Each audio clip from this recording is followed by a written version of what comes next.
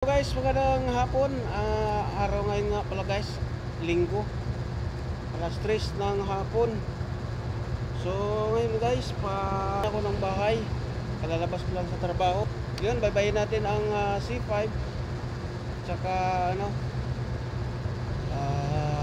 EDSA Cubao hanggang makarating ng monumento guys. Ang oras nga pala ngayon guys, alas 3. Let's go guys.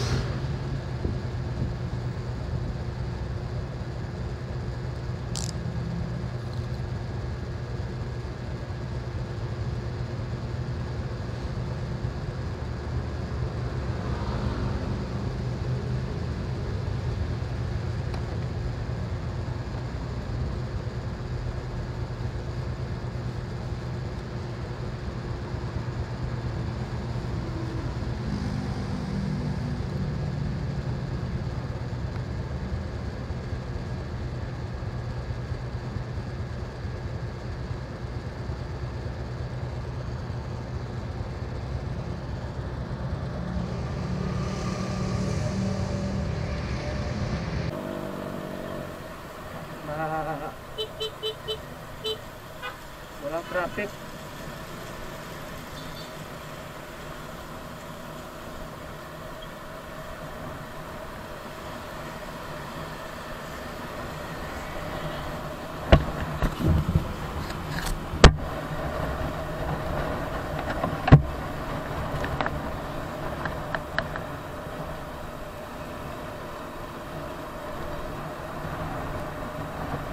Gusto ko dito dumaan guys sa API flyover kasi overlooking. Gusto ko dito ganyan, no? Kikita mo yung mga bahay sa baba siya, sobrang taas ng flyover. Gusto ko dumaan dito, kaso lang kailangan mag-ingat dahil malakas ang hangin. Pag bumangga sa'yo, para kang matatangay.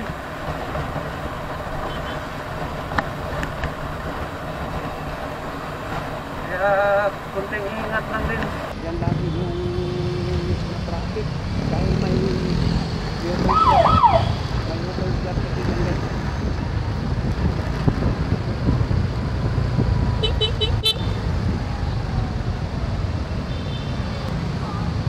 Yun yung video guys. Yan, sinulihan lang na.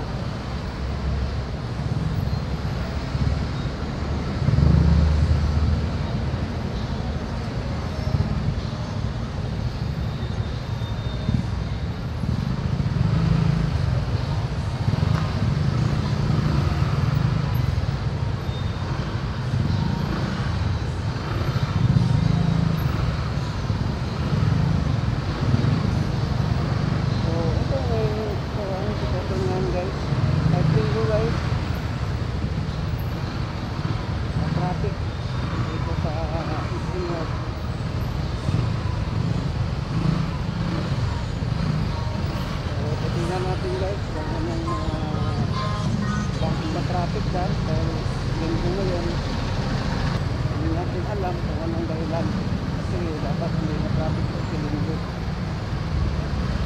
Baka naman ay ginagawa kalsada naman dyan kasi mayroon palang nga dyan tapat ng iglesia ni Cristo, bubungkan na palit ng linggo.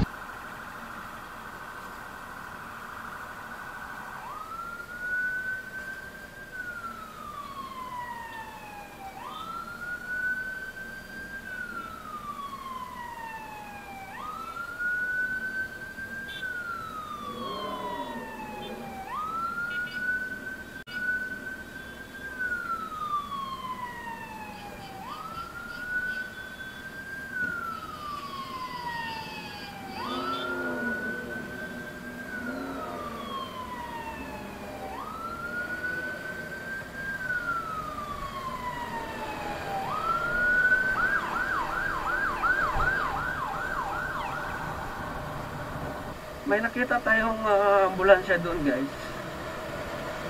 Nagwawangwang kasi gustong lumusot. Kasi may andyan may nasa harap. May stoplight kasi. Naka-red. Kaso lang gusto ng ambulansya. Gustong lumusot. Kaso hindi siya makalusot dahil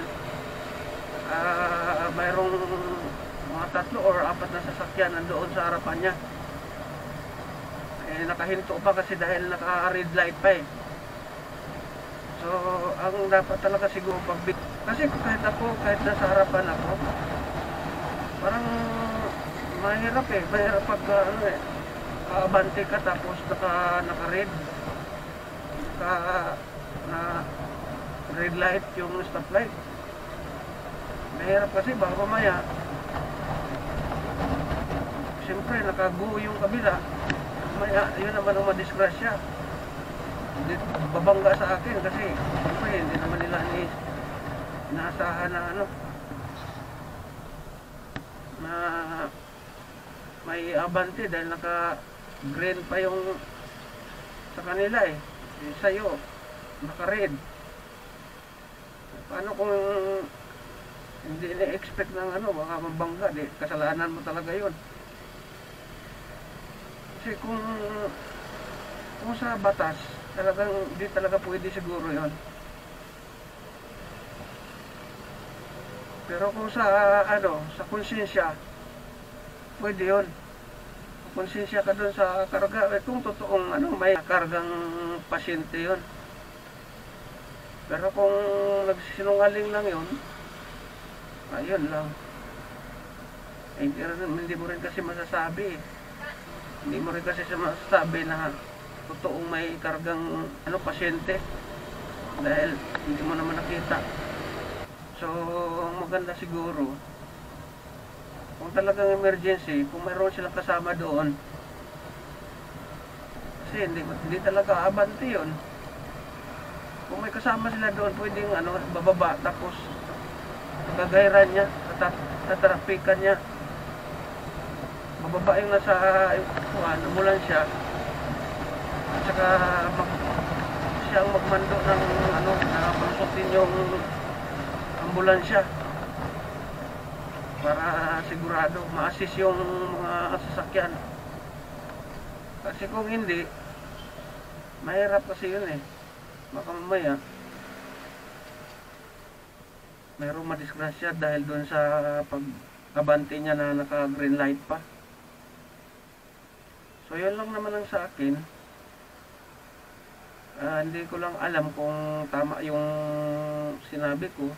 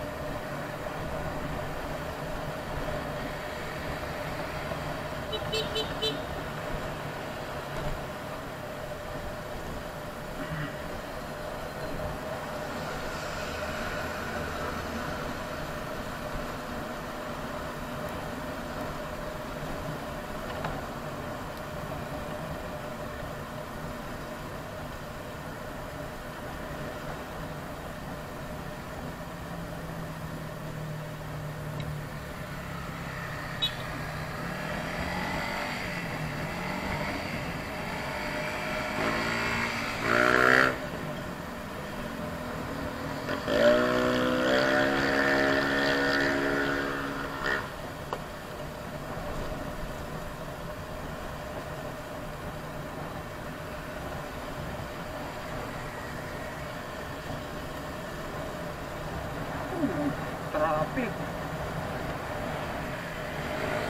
Traffic guys.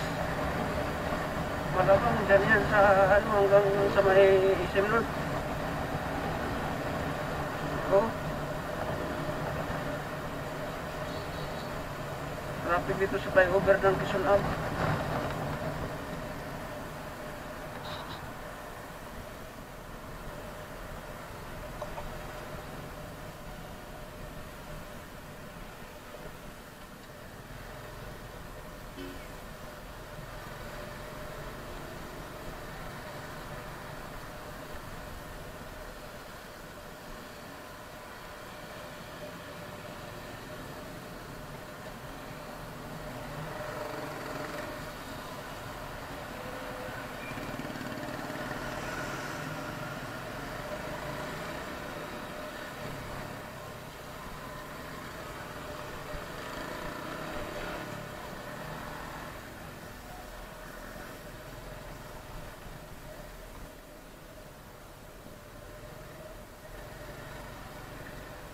Bitag